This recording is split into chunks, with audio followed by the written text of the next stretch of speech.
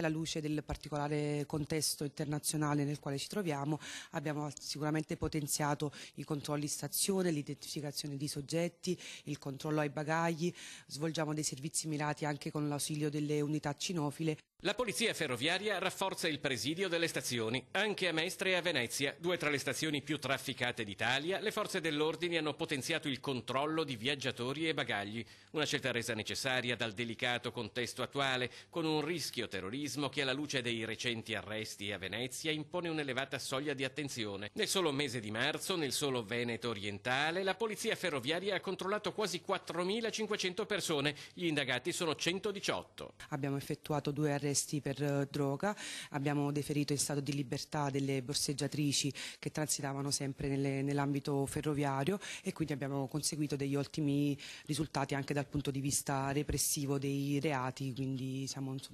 soddisfatti di questi risultati. L'attività a contrasto dello spaccio ha portato a un sequestro di oltre 10 kg di hashish. I controlli a bordo dei treni delle linee maggiormente a rischio hanno inoltre contribuito a far registrare un calo delle denunce di furto.